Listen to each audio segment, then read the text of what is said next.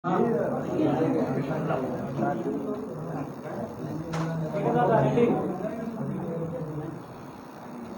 आप ही जाइए।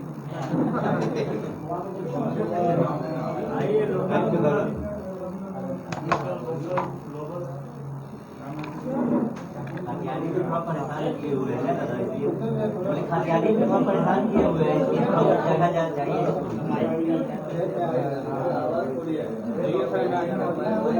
अरे आपने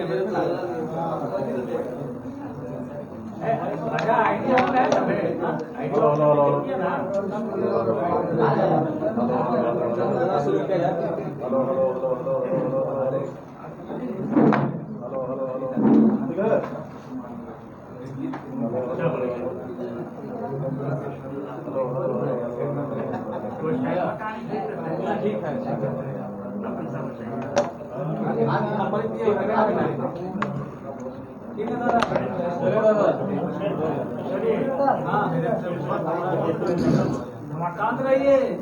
दोस्तों, आप लोगों का पुनः स्वागत करते हैं।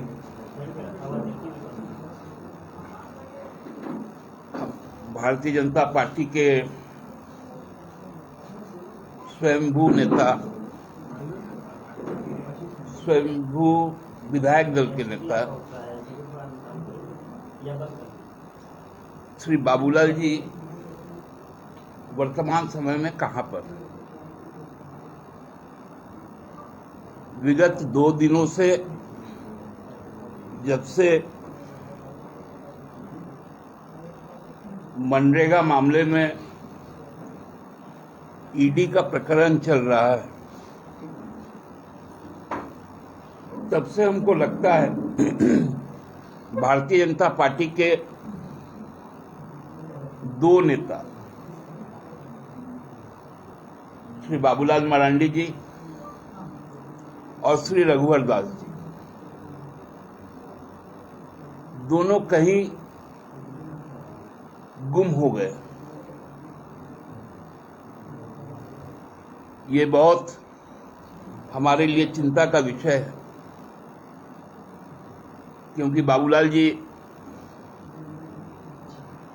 का रोज सुबह उठकर अखबारों में जब तक एक बढ़िया राजनीतिक चुटकुला नहीं पढ़ लेता था, तब तक दिन की शुरुआत अच्छी नहीं होती थी। 2 दिन से उसको मिस कर रहे हैं। विगत 2014 से 2019 तक जब से उन्होंने अपने 5 विधायकों को भारतीय जनता पार्टी में शामिल करवाया था, तब से ही रोज 10वीं अनुसूची की बात करते थे। एक बात और करते थे, क्योंकि वो जिस पार्टी में है उस पार्टी की सरकार में 2006 में झारखंड विधानसभा में दल परिवर्तन के आधार पर निर्भरता नियम 2006 बना था,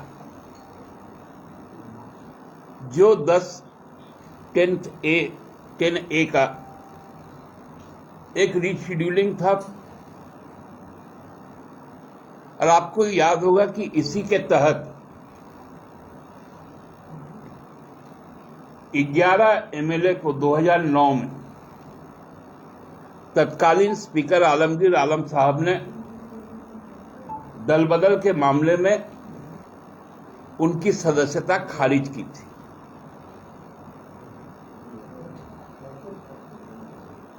आज वही नियम जब माननीय विधानसभा अध्यक्ष के न्यायाधिकरण में है, तब से उनका और उनकी पार्टी का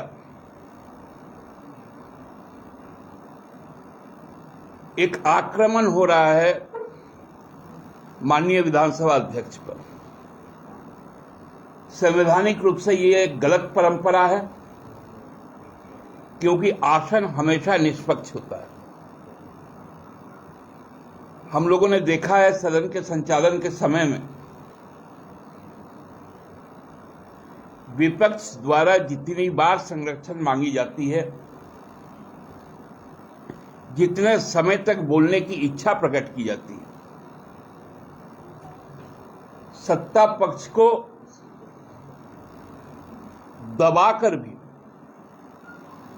विपक्ष के साथियों को पूर्ण समय का आवंटन माननीय अध्यक्ष जी करते हैं,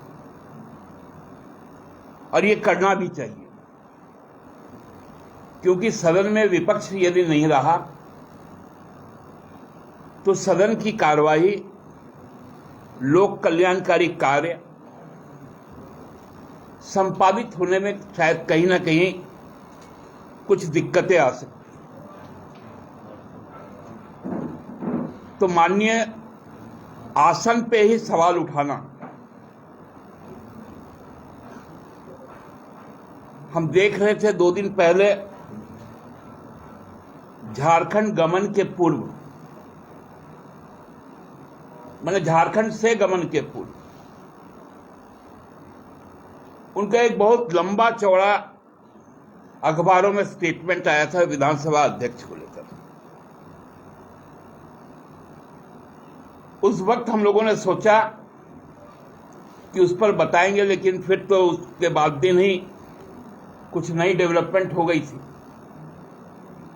इसलिए आज इस विषय को उठा रहा हूं कि आखिर बाबूलाल जी और उनकी टीम है कहां। मुझे कुछ सूत्रों ने बताया कि उनका और उनके सभी टीम मेंबर्स का मोबाइलें बंद आ रही हैं। राज्य का प्रथम मुख्यमंत्री का लोकेशन यदि ट्रेस ना होगा तो हमको लगता है कि यह गंभीर मामला है। उनको भी बताना चाहिए, क्योंकि अब तो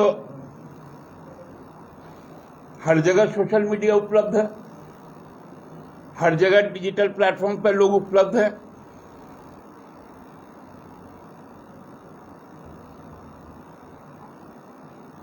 तो वहीं से भी मैसेजिंग किया जा सकता है कि अध्यक्ष पे उंगली उठाकर चल जाना, उनके न्यायाधिकरण के प्रक्रिया पर सवाल उठाकर चले जाना, यह सही कदम नहीं।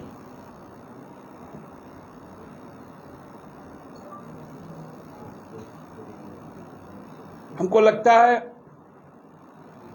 कि उनको शायद यह दस्तावेज मिल गया होगा, और यह दस्तावेज इस बात का को प्रमाणित करता है, पूर्व में दिए गए फैसले के अनुसार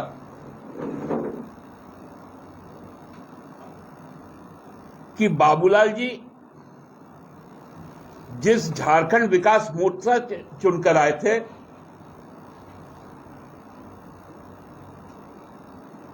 उस विधायक दल ने वर्तमान हेमंत सोरेन जी को राज्यपाल के समक्ष 3 सदस्यीय दल था,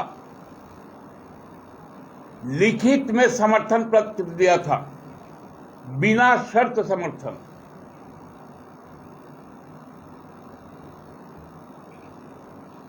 और उसके बाद अचानक से, और ये समर्थन पत्र अलग विधायक दल के गठन के जो सदन का नेता उनके बने थे प्रदीप यादव जी, उसकी लिखित जानकारी माननीय अध्यक्ष जी को भी दी गई थी।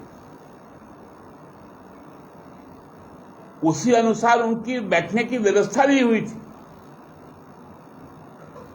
लेकिन अचानक से एक खबर आ जाता है कि उनका भारतीय जनता पार्टी में वो चले गए, और फिर खबर आता है 2020 में कि उनके विधायक दल के 2 सदस्य निर्दलीय हो गए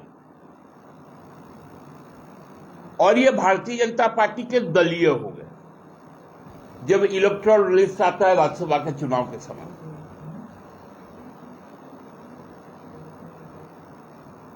ये तो विचित्र बात है ना कि न्यायाधिकरण का प्रोसेस चल रहा है, उसमें लोग हाईकोर्ट भी चल गए।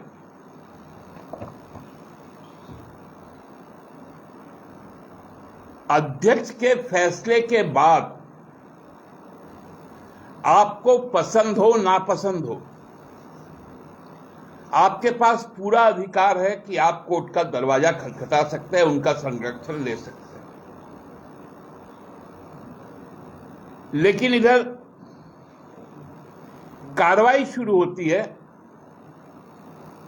और उधर हाईकोर्ट जाया जाता है। ये एक ही प्रतीत होता है जिस प्रकार से चुनाव आयोग में एक शिकायत की जाती है हेमंत जी पर, वही ड्राफ्ट दूसरा दिन हाईकोर्ट में पीआईएल हो जाता है।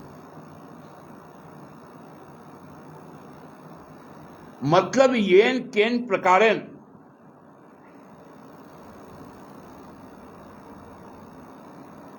आदिवासी मुख्यमंत्री को यहां से हटाओ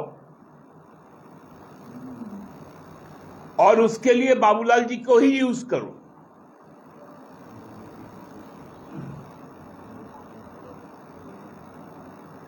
मुझे याद है 2003 में बाबूलाल मरांडी जी ने भारतीय जनता पार्टी को, केंद्रीय नेतृत्व को यह कहा था कि मैं एक आदिवासी हूं और मेरे काम में जिस प्रकार से दखल दिए जाते हैं और जो मंत्रियों की ख्वाहिशें बढ़ती जाती है, मैं इस परिस्थिति में काम नहीं कर सकता हूं। और उसी पे उनका इस्तीफा हुआ था। उनकी ही व्यथा थी कि मैं संथाल आदिवासी हूं, मुझे काम नहीं करने दिया जा रहा, इसलिए मैं मुख्यमंत्री पद से इस्तीफा देता हूं। ये बात तो हम लोग भूले नहीं है कोई। इस बात से तो हम लोग अभी भी हम लोगों को मालूम है। वही खाका तैयार किया जा रहा है भारतीय जनता पार्टी के द्वारा।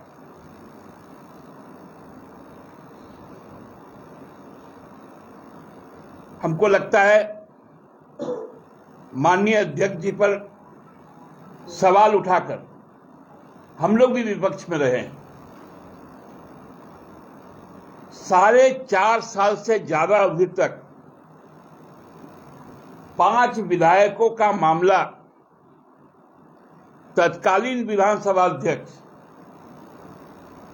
प्रोफेसर दिनेश उरांव जी के न्यायाधिकरण में था। लेकिन हम लोगों ने हर वक्त केवल एक ही डिमांड किया था कि माननीय अध्यक्ष जी आप निर्णय थोड़ा जल्दी ले लें।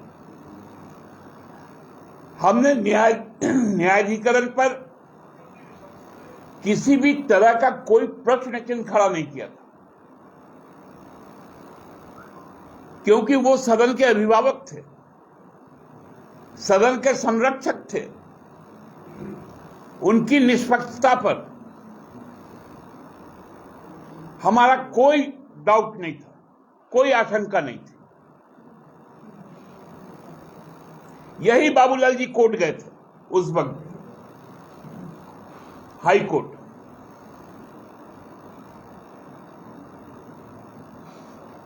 उनको उस समय दिनेश उरांव जी भी अच्छे नहीं लगते थे। स्वाभाविक सा बात है, रविंद्रनाथ महतो जी कहां से अच्छे लगेंगे। मतलब अपने समय में हर पाप करो,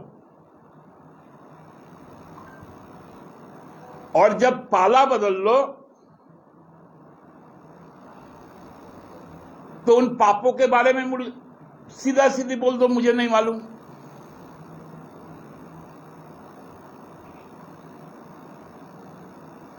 क्योंकि जब तक चुनाव लड़ रहे थे तब तक तो जेवीएम में थे। उस समय शायद रेल मंत्री ने उनको दिल्ली जाने का टिकट नहीं दिया होगा कि कुतुब मीनार से कूद पड़ते, इसलिए जेवीएम से ही लड़े। फिर मिल गया उनको रेल का टिकट, तब बोले नहीं रेल का टिकट लिए हैं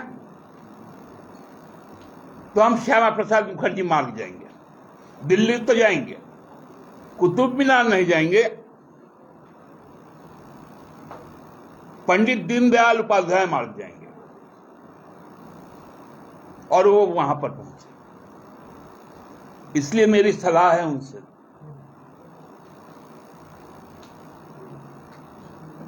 कि आपको धैर्य रखना होगा। आज अखबारों में हम लोगों ने पढ़ा है और सोशल साइट्स में भी हम लोगों ने देखा है कि अब अपीलीय नहीं, अब मेरिट पर फैसला होगा। यह माननीय अध्यक्ष जी का एक नियमन आया है। तो जब मेरिट पर फैसला होगा तो उस फैसले का इंतजार करना चाहिए, ना कि न्यायाधिकरण पर उंगली उठाना चाहिए। इससे आप अपनी विश्वसनीयता खत्म कर रहे हैं। आपके अंदर जो डर है, आपने जो गलत काम किया है, आपने जो राजधनवार की जनता को धोखा दिया है, झारखंड की जनता को धोखा दिया है, उस आत्मग्लानि के कारण आप इस तरह से आपका हरकत हो रहा है। इसलिए आप इंतजार कीजिए, फैसले को आने दीजिए, उसके बाद ही जहां जाना हो वहां जाएंगे। आज के लिए इतना ही था, धन्यवाद। दादा, तो क्या पार्टी सरकार से रिक्वेस्ट करेगी कि बाबूलाल मरांडी को खोज के लाया जाए? नहीं, पहला तो वही अपना ट्रेस दे देना। हमने तो कहा है कि कहीं से भी मैसेजिंग कर दे कि हम कोलकाता में हैं या कोलकाता से बाहर कहीं गए हैं या दिल्ली में हैं, कहीं पर भी हो, एक मैसेजिंग हो जाएगा तो बस उतना ही हो जाएगा। दो निर्दलीय हो जाते हैं, एक भाजपा के, तो आयोग को भेजता है वोटर लिस्ट, उस पर भी आपको संदेह है? भैया हमको तो उसी समय मालूम चला था और हम लोगों ने आश्चर्य प्रकट किया था। आज भी इसलिए आश्चर्य प्रकट कर रहे हैं कि जब तक फैसला आया नहीं तब तक घोषणा हो गई, और जो विधायक दल का अध्यक्ष होने के नाते पार्टी का उन्होंने जिस विधायक दल की बैठक आहूत की थी उसका निर्णय स्पीकर के पास आज भी रखा हुआ है। वो कागज से मरा नहीं है और ना कागज कभी मरता है, तो स्थितियां तो स्पष्ट होनी ही चाहिए ना। तो आयोग पे पहले से आपको आशंका था जो सामने आया, अब हेमंत जी को भी लेकर आयोग पे आशंका है, तो आपको लग रहा है कि डर है यहाँ भी आयोग बिना कुछ सुनने समझे कुछ ले लेगा निर्णय? नहीं, कल तो हम जवाब, कल तक का समय है। हम लोग, हमारा जो लीगल टीम है उस पर काम कर रही है।